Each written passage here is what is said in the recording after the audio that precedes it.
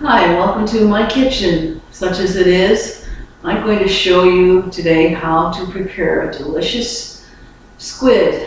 And you went to a restaurant and bought this. It'd be called calamari and it would cost you a heck of a lot more. I got this at a Filipino store in my neighborhood in Panorama City in California, in San Fernando Valley, for I think it was about 99 cents a pound.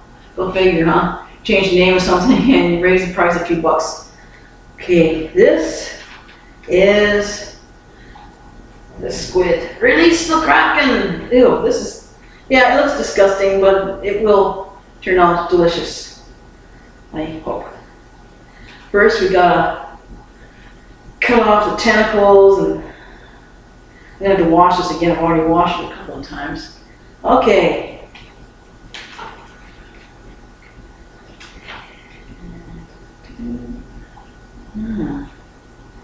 Ew.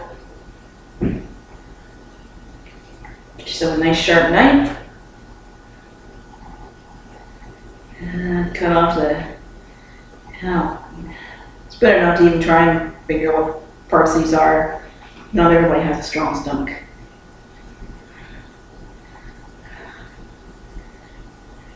Gotta look at these suckers on here. Now I know that there are some people in some cultures that eat these, but you couldn't pay me to do that. Just toss in the sink for a few minutes. Gag. Gag.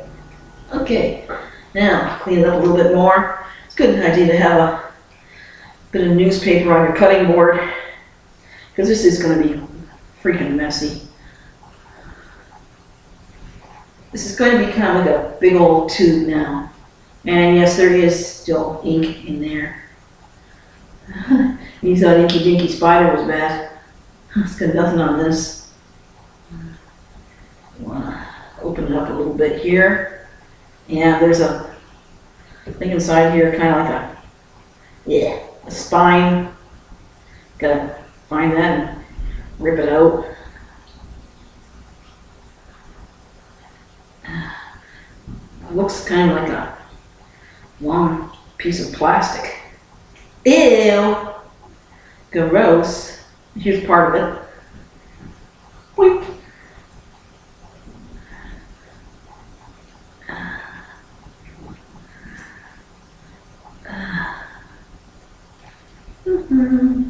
Tell you what, excuse me a second. Barf. Gotta clean blood and dust off my hands for a minute before I continue. Might be a good idea to cut this thing in half.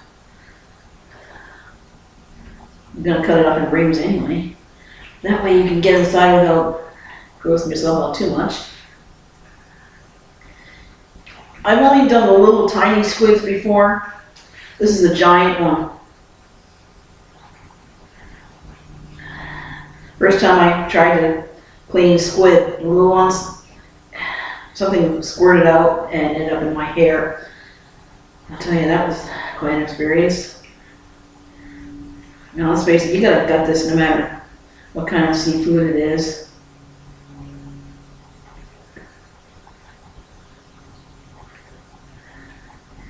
The way it's shaped, you can almost turn it inside out if you want to get up to your armpits and goo and guts.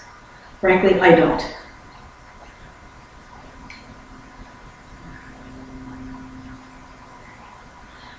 But I'm going to have to clean up the kitchen pretty good after this.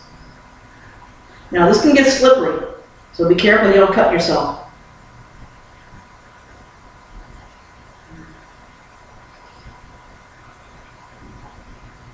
I would not recommend doing what some people do, just, making stew out of the guts. I mean, I don't know, maybe some people can handle that kind of thing, but some of us just, would use up a year's supply of bark bags doing that. I know I would. And some people believe in feeding it to their dogs or cats. It's another thing I don't recommend. Cleaning up animal bark is no picnic either. All right.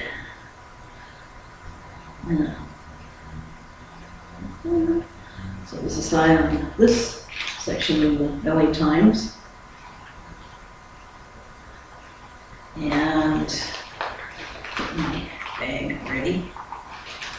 together and real good like this so it doesn't leak through.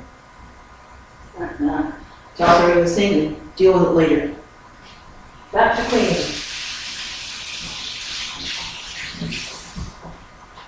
And grab a paper towel.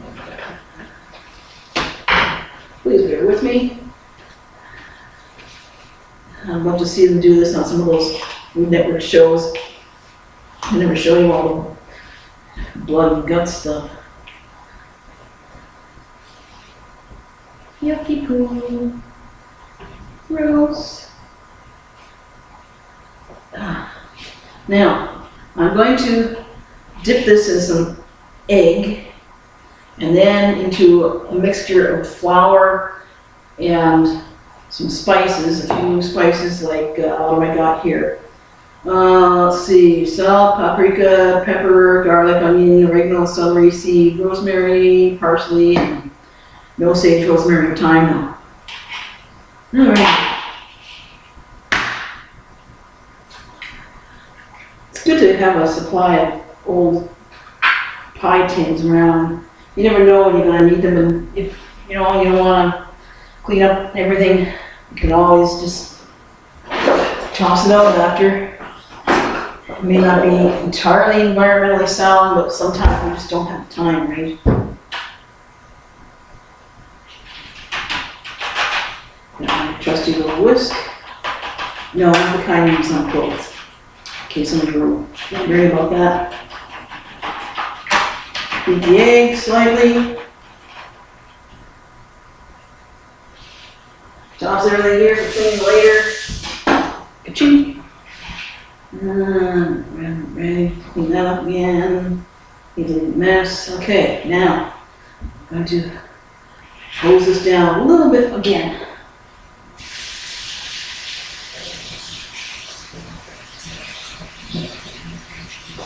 Oh, there, I find some more of that spine crap.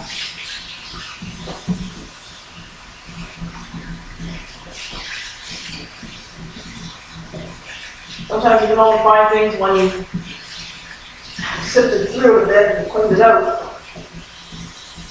Kind of like trying to find fish bones before you eat them.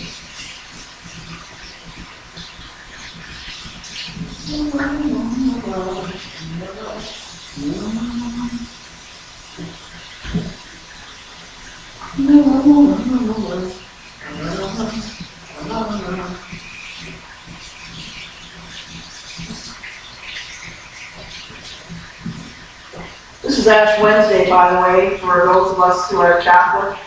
We got our ashes today. That's the mark I've got on my forehead.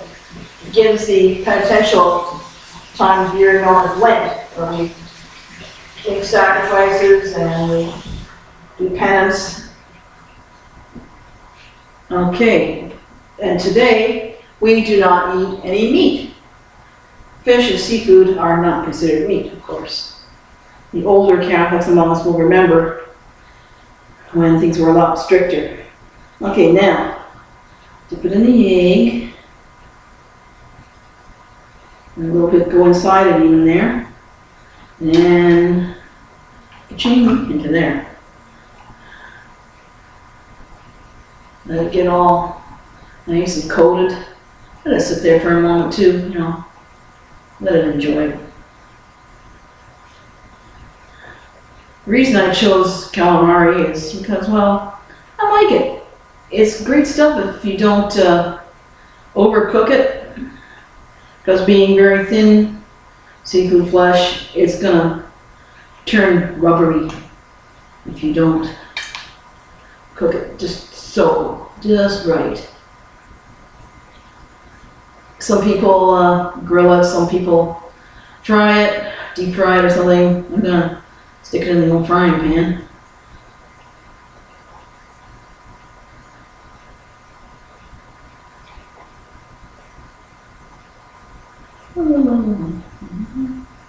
And those of us who know me know I've got a cat named Lily, precious little kitty, and no, she doesn't eat any of this stuff.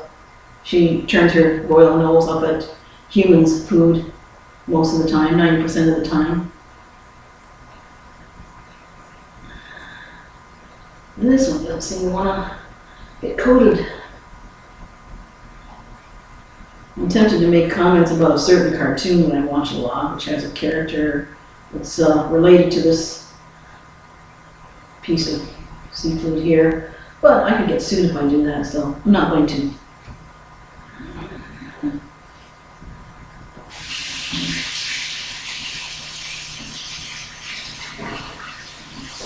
Give me a second while I wash this gunk off my hands.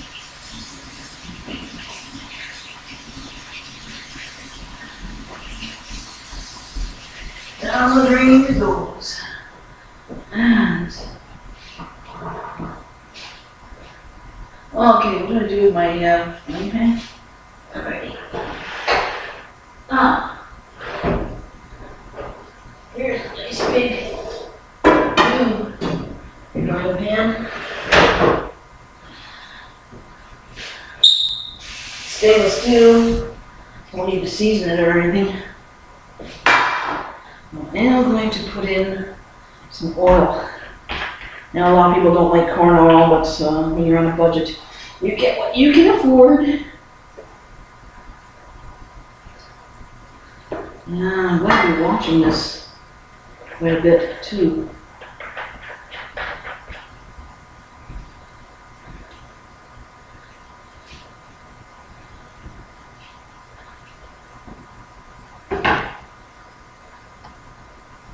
Now some people would prefer to cut it up into rings before they cook it.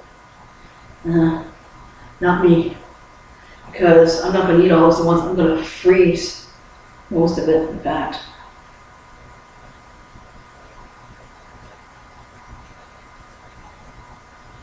I might even decide to stuff it too. That's another option, by the way. Instead of cutting it into rings, stuff it.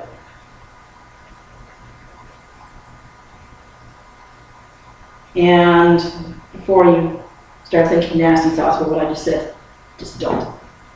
I've already thought about it.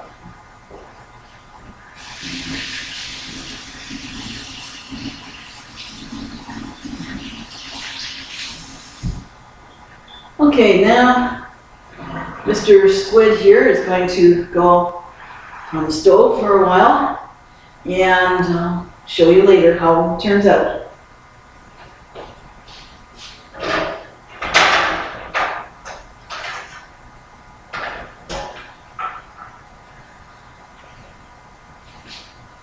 Very accurate. Always gotta remember that. Okay. And it's always a good idea to sort of splatter screen over something like this. There we go.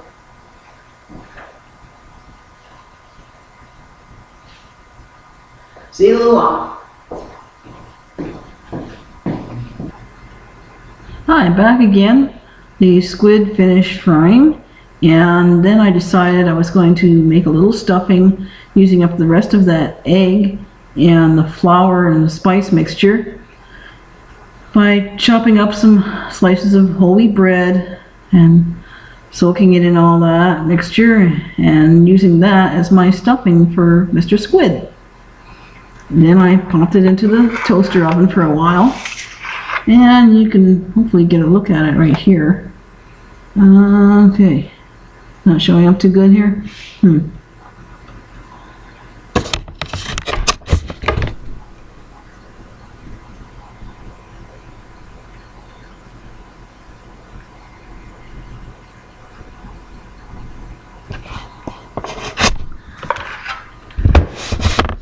That be looking like some mighty fine Kraken, eh? Or would you rather walk the plank, you scurvy landlubber? Arr. Enjoy.